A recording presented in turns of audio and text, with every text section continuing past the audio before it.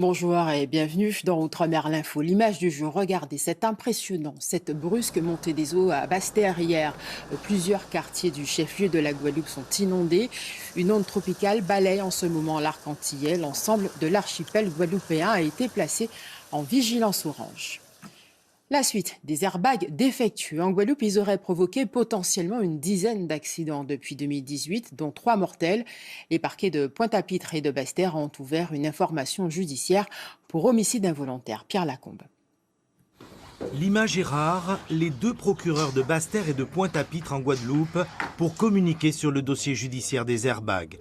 Les deux parquets ont recensé depuis 2018 au moins 11 accidents, dont 3 mortels, qui seraient liés à ce système de protection. À Pointe-à-Pitre, une information judiciaire va être ouverte, mais cette information judiciaire, dans un premier temps, ne va concerner que, entre guillemets, si vous me permettez ce que, 4 dossiers pour lesquels nous avons une très forte conviction sur le fait que c'est bien l'airbag qui est impliqué, soit dans les blessures, soit dans le décès des personnes. Le parquet de Basse-Terre va également ouvrir une information judiciaire pour homicide involontaire par personne physique et personne morale. Le 14 mai, une femme de 44 ans avait trouvé la mort à Gourbert. Nous prenons conscience d'abord de l'ampleur peut-être de ce phénomène. Nous prenons conscience aussi des enjeux qui vont avec ce phénomène. Nous allons mettre les moyens. Il y aura des services d'enquête particulièrement capables de faire l'enquête. Je pense notamment très probablement à des services de police scientifique. Au total, ce sont 9 parties civiles en Guadeloupe qui entendent obtenir justice. Des familles endeuillées, des personnes gravement blessées, tous veulent la vérité sur cette affaire des airbags défectueux. Elle concerne essentiellement des Citroën de type C3 équipés par le manufacturier japonais Takata. La justice face au trafic de cocaïne et aux mules, la France est devenue l'un des principaux consommateurs d'Europe. 20% du trafic passe par la Guyane, où plus d'une mule par jour a été interceptée entre octobre et février. Une conférence débat était organisée à Cayenne à l'initiative du Conseil local de sécurité et de prévention de la délinquance. Face à l'ampleur du problème, des associations s'engagent dans la prévention et la réinsertion des mules et leurs familles. Témoignage dans ce reportage de Serge Massot et Thierry Viviès. C'est l'histoire classique d'un jeune homme de 27 ans, sans argent, sans emploi. Un jour, une connaissance de son quartier lui propose de gagner de l'argent facile. Le voyage, il te fait 4 000 €. Une fois que tu es arrivé sur place, au lieu dit, tu fais l'échange et tu te reçois tes 4 000 € et après tu reviens, tu fais ta vie. C'est du stress, de la peur en permanence. Depuis quand tu t'avales la première ovule jusqu'à ton arrivée à l'aéroport. Malgré les risques, il effectue 3 voyages sans encombre. Le 4e lui sera fatal. Il est arrêté par la police et part en prison. C'est 3 ans de prison et 3 700 € d'amende, je crois. Et une fois que tu ressors, il y a la police qui te surveille en permanence, quoi.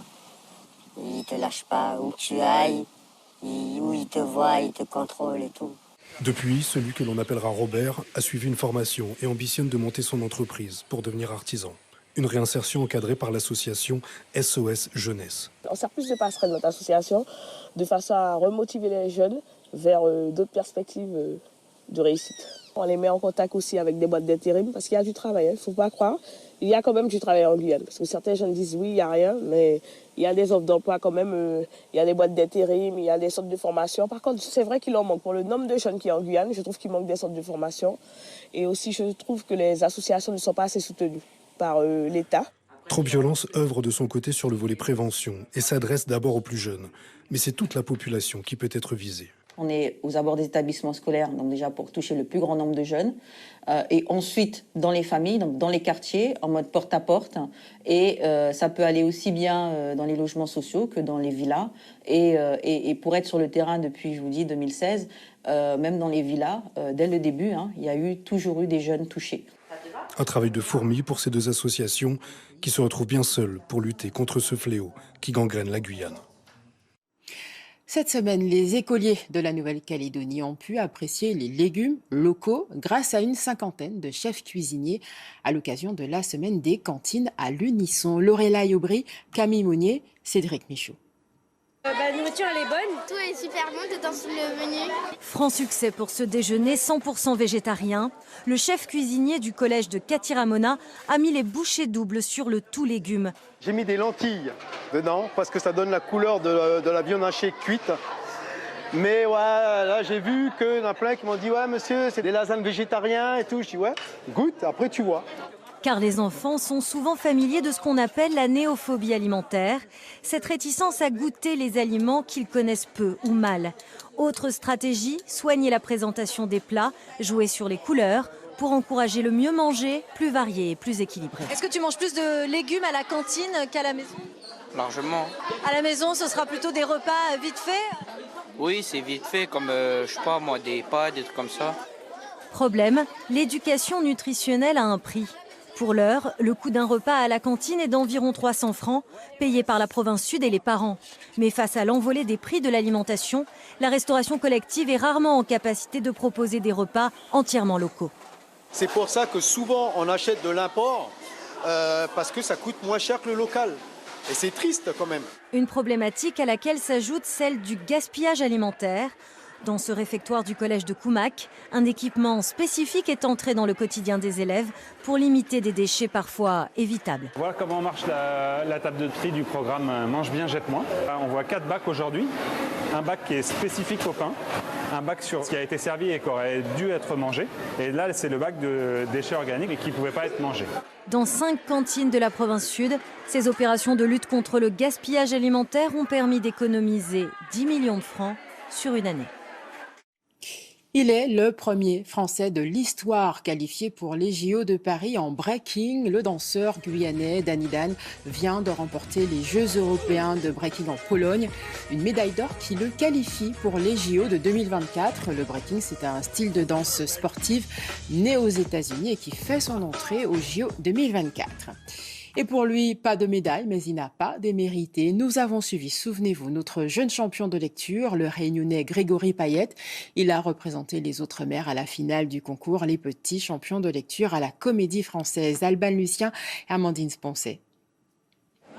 Accompagné de sa mère, Grégory Payette gravit les marches d'un bâtiment mythique. Du haut de ses 11 ans, le Réunionnais féru de lecture et de théâtre s'apprête à son tour à fouler la scène de la Comédie Française.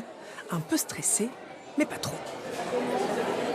J'ai quand même l'habitude de monter sur scène, mais quand je regarde mes candidats, je me dis ça va quand même être un peu serré.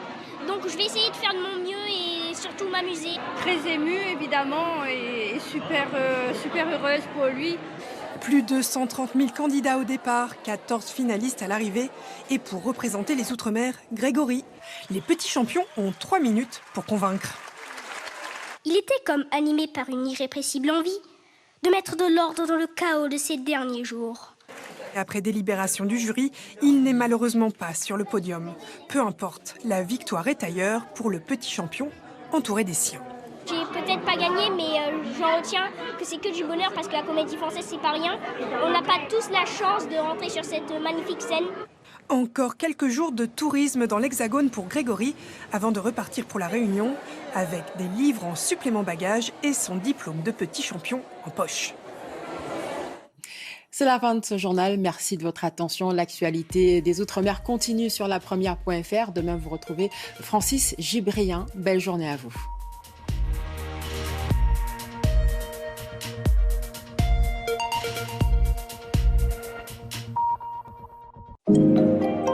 L'information continue sur notre site guyane.lapremière.fr. Scannez ou flashez le QR code pour suivre toute l'actualité de la Guyane.